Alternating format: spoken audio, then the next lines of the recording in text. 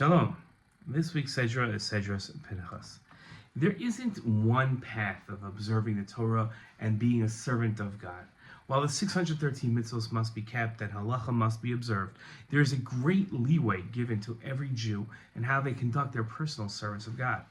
There are Jews who bring studiousness and seriousness to their service of God, and others who bring excitement and passion. There's no one way of avodas Hashem which is considered better than the others. In the Torah portion this week, Kalev and Yehoshua and their fates are discussed. The text reads the following. It says, "These are the males enrolled by Moshe and Elazar the priest who registered the Israelites on the steppes of Moab at the Yarden near Yericho," right over here next to my house. "Among these there was not one of those enrolled by Moshe and Aaron the Kohen when they recorded the Israelites in the wilderness in Sinai. For God had said, 'They shall die in the wilderness.'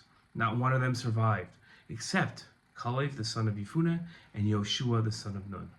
In his commentary to the phrase, "except for Kalev the son of Yefuneh," Rabbeinu Bechaya wrote, "The reason Hashem mentioned Kalev's name first is that God himself always mentions his name before that of Yehoshua. Seeing the Torah had reported Kalev as being the first one to speak up against the other spies and had displayed more jealousy on behalf of the Lord than had his companion Yehoshua.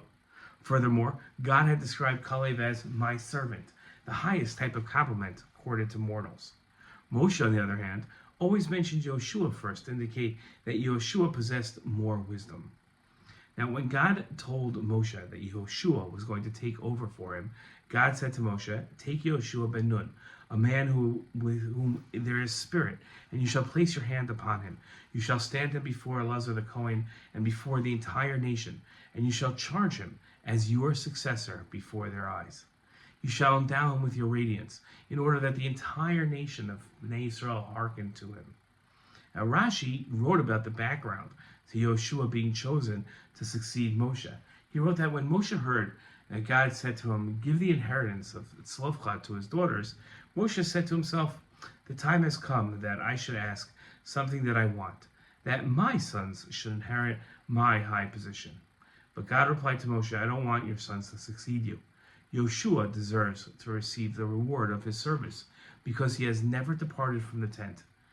The Medrash taught that you know how much Yehoshua has served you and respected you, that he would arise early and remain late in the place of your meetings, arranging the benches and spreading out the mats.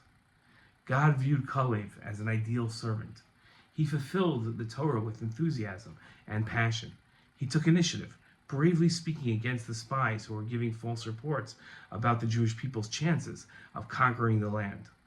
Moshe valued the work ethic and dedication of Yehoshua, who never left Moshe's side.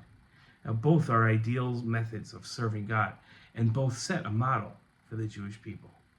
What path will you choose? Shalom.